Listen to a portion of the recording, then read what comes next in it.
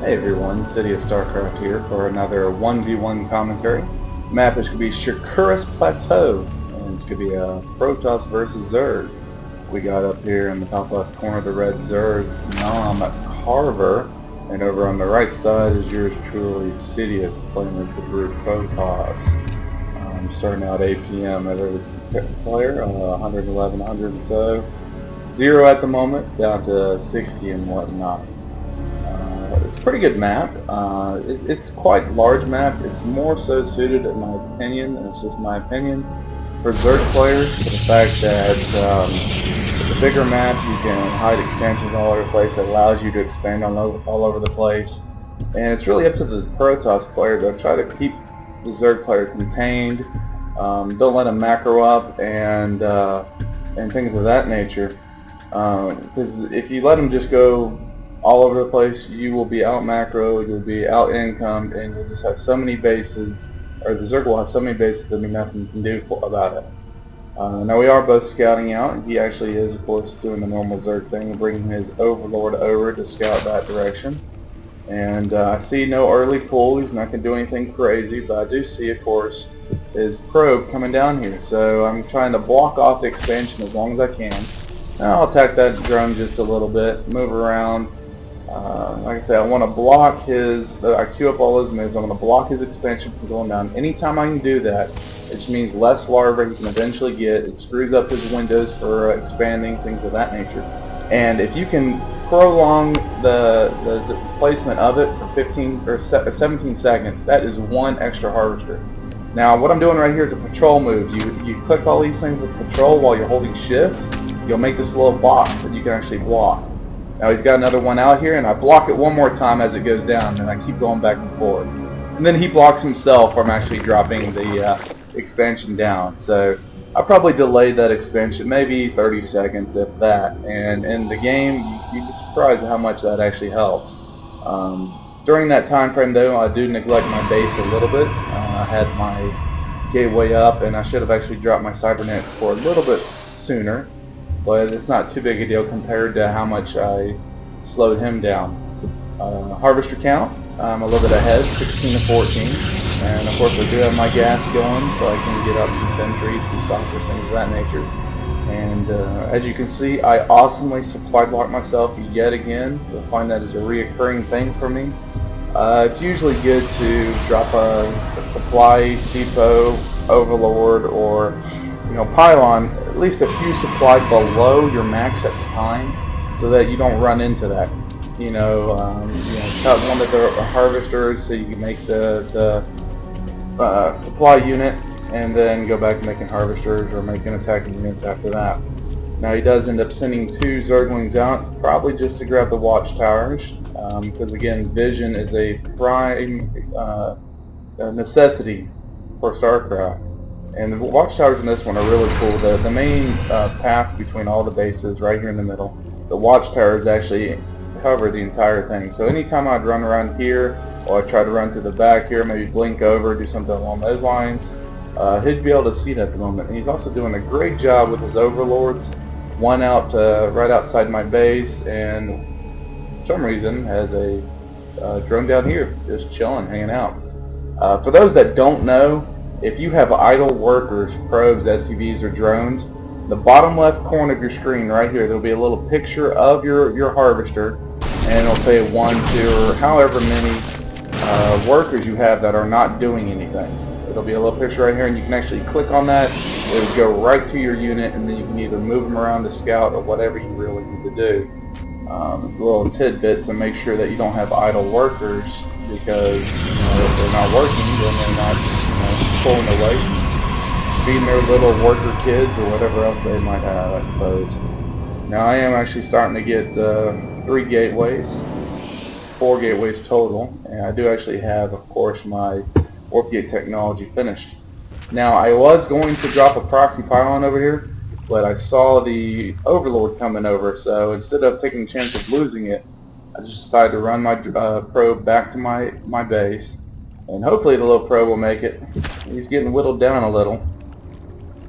And now another Zergling joined in the chase. Little probe, come on little probe. 15 HP left. He's getting his shields back. He might actually make it, and he does make it to the safety of my Zealot sentries and my Stalker. Now he does actually have a decent amount of lings out here at the moment, 7 of them it looks like. Well, 8 actually, I stand corrected. And looks like a couple more lings over here in this, coming in to join them. So he might be trying to do a little bit of attack in here. At the same time though, I'm deciding to move out because I can't sit back in my base. If I sit back, he'll just macro up, get 100 bases, and game will be over. He has the minerals to actually start building more bases.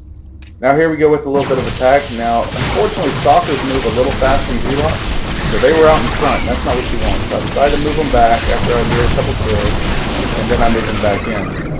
Now the only thing I lost was a little bit of shields in that Zealot. I didn't even lose a single unit at that time. So he lost 500 units worth of the Zerg units.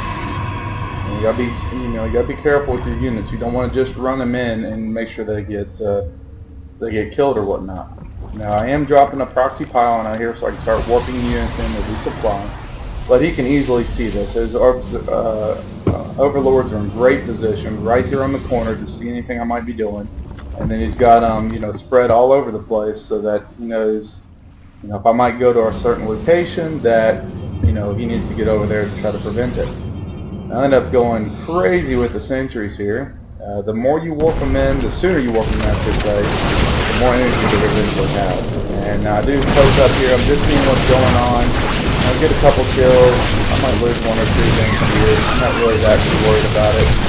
I do see that he's resupplying his units really quickly, so I've tried to pull back just a little bit. I did come out the favor on there. Now, what really saved him is these spine crawlers. If you're playing Zerg and even you get 1 spine crawler to protect your natural expansion, do so. These things have 300 HP, 25 damage, and 30 against armored, so they more than pay for themselves at the cost of 1 drone, as opposed to losing all your drones and whatnot.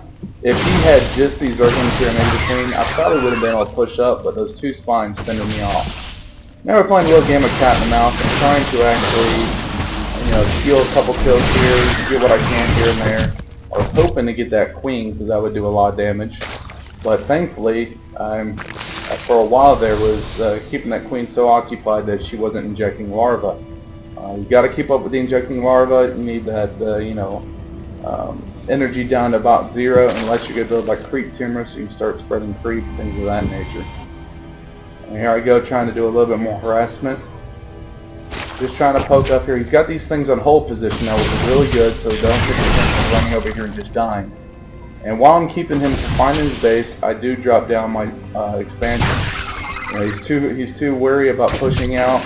I'm not really committing to attack. I'm just basically, what I'm doing is keeping him in his base and also forcing him to build nothing but Zerglings. And here comes the attack. Now, of course, I did force fields around my units, and this is the only real point where they can actually attack, and actually the Zealots up here in the front for the most part, doing the damage. Units lost now, you can see it's 2650 to 1700, and he's forced to continue to build attacking units because he's afraid I'm going to move in and attack.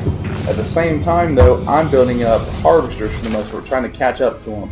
The Zerg players of course typically will have more, so I'm trying to just build a little bitty army here to keep them at bay, but at the same time trying to increase my income so that I can catch up to him. Look, he's banked at 1,500 minerals, but he doesn't have any way of spending them because he doesn't have any other bases. So my macro is up a little bit higher. I'm only down about 200, and it's because I'm building production facilities, I'm building workers, I'm building a few things of that nature.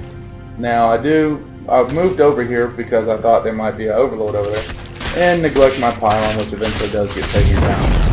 So I try to sneak back up here and maybe do some force fields and catch him off guard, but a little misclick, a little mistake on my part. I'm not too worried about it though, because I had kept him, confined in his base for a long period of time, coupled with that, of course, delaying his hatchery off the start. Now, it did supply block me. It's always annoying, so I do end up dropping a couple more pylons down. And I think finally he does decide to secure yet another expansion, or it looks like he actually decides to move out. He's probably checking for a couple more proxy pylons, things of that nature, to make sure that I'm not, doing anything that could backdoor him and get into his base and mess him up. Now, it's a little bit of cat and mouse here because, for the most part, my army could take his on. If done properly, force fields and Guardian Shield were used. And here we go with yet another attack. Now, I do have the Guardian Shield up this time, which decreases the damage of your units inside by 2. And yeah, you might have had a total number of units, but for the most part, I came out ahead yet again on this battle as well. So what I'm doing for the most part is the units I have, I'm being more